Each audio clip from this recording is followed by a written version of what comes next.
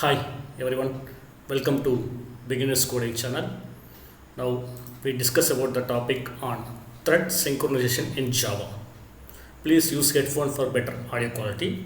Before starting up thread synchronization, I request every one of you please watch the previous video, that is importance of synchronization. That is synchronization means that is the shareable resources, the common resources shared by more than one thread means at a time only one thread only access the common resource means that is well and good. Suppose more than one thread accessing the common variable means the result may be wrong. That is maybe not wrong, it's maybe in the different format. Okay, so first of all, what is maybe thread synchronization? In threads, multiple threads access the shared resources. Java synchronization is better option where we want to allow only one thread to access the shared resource. That is, synchronization support only one thread only access the shared resources. The synchronization is mainly used to prevent the thread interference and to prevent the consistency problem. Consistency problem means suppose more than one thread accessing the common resources means the result may be inconsistent. Okay, in order to avoid this, we are in the need of thread synchronization concept. So there are two types of thread synchronization. One is mutual exclusive, second one is cooperation, that is inter-thread communication. The mutual exclusive implemented by using three concepts. One is synchronized method, second one is synchronized block, third one is static synchronization. So what is the meaning of mutual exclusive means? Mutual exclusive means at a time only one thread only access the shared resources. For example, the program contains three threads means one thread accessing the shared resource means other two they have to wait. Then next chance given to the second one and third one, like that it is processing. So first one we have to see the one program, that is program without thread synchronization. First of all, I am going to explain this program. Here the class name is table. Then class table contains only one method, that is print table. The print table receive only one argument int n. Okay, that is the method receive the one argument int n. Here the method is not synchronized. Okay, the inside the print table we are using one for loop, that is for int I equal to 1 to I less than or equal to 5 I plus plus. So next one system.out.println, that is n into I.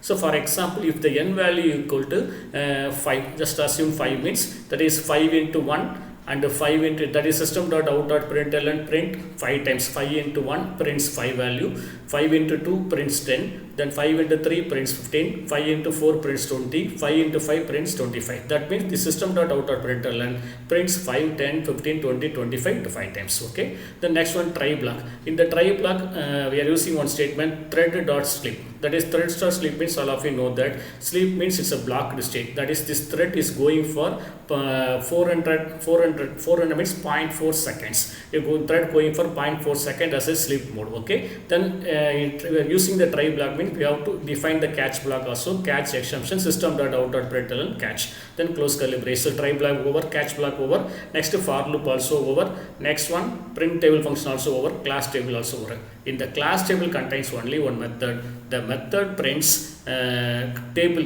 that is for example 5 table means 5, 10, 20, 5, 10, 15, 20, 25. It prints all the value and exit from the method. This is the first table. The next one, I am going to create one thread, class my thread 1 extends thread. So here the derivative class is my thread 1, base class is thread. So inside the function I am going to create the object for the class table space t. Okay, first statement table space t. The next one constructor function my thread 1 table space t. That means this constructor function receives the object of the table. That object is assigned to the local class variable of table t. That is this dot t equal to t. The next one defining the run method. Run method is public void run t dot print table. So by using the object variable t, calling the method t dot print table, here we are passing the value equal to 5. That means we are passing 5 means the 5 assigned to n variable. That for loop prints 5, 10, 15, 20 and 25. This is one thread.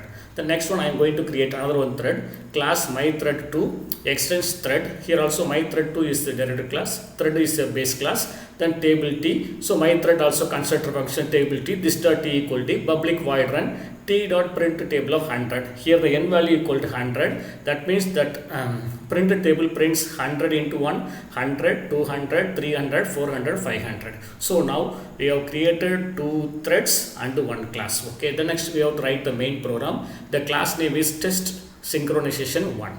Public static void main string arguments. Here table space object equal to new set table. That means we are creating the object for the table class. That is next one, my thread 1 space t1 equal to my thread 1 is a class name, t1 is an object name, new my thread 1 object. That object is assigned to the constructor of the my thread 1. It is assigned to the table space t. Then like that, my thread 2 space t2 equal to new my thread 2 object. Same object is passed to both the threads, my thread 1 as well as my thread 2.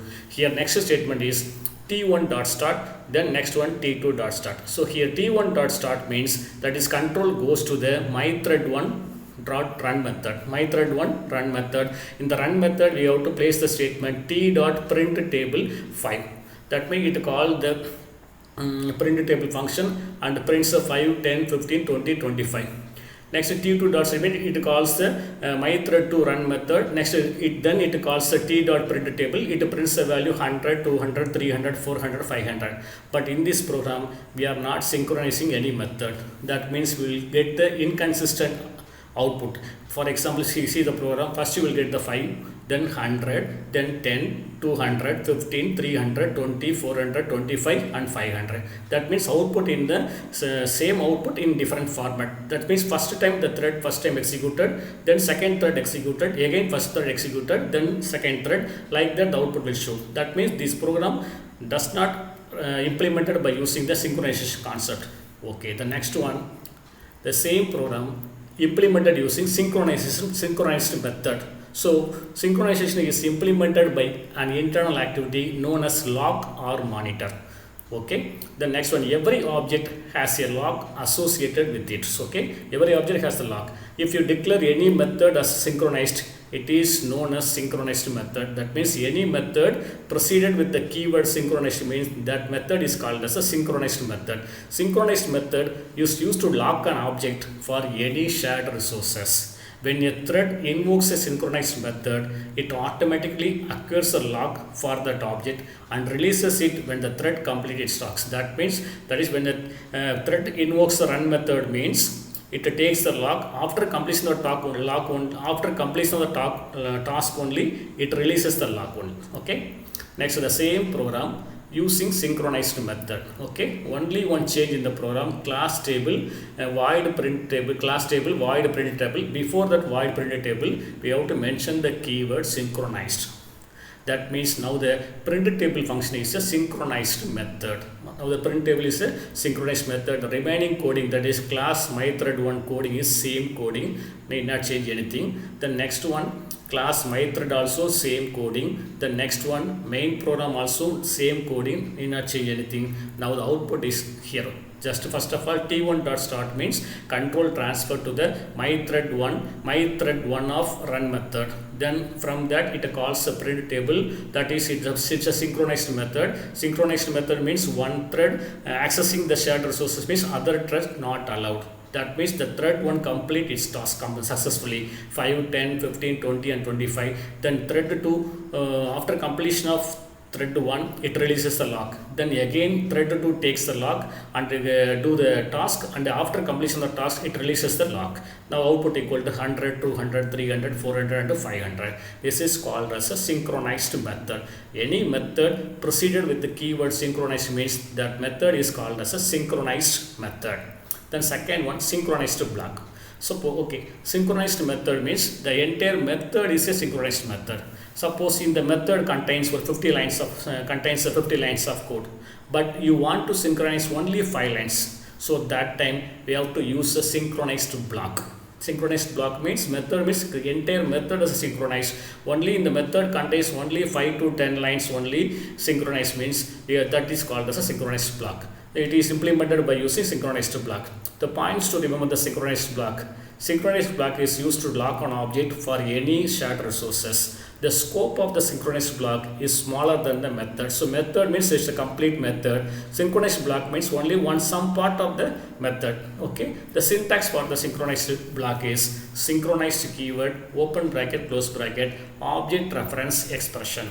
Then open curly brace, it contains some set of code, then close curly brace. The same example, that is program for synchronized block, the same coding, class table is same, void print table, that is synchronized with this. That means the for loop is defined inside the synchronized block. Synchronize this means it represents the current object. It represents the current object, remaining codings are same. Then my thread 1 coding also same, my thread 2 coding also same, the main function coding also same, the output also same. That is first execute the first thread, then execute the second thread. This is called as a synchronized block.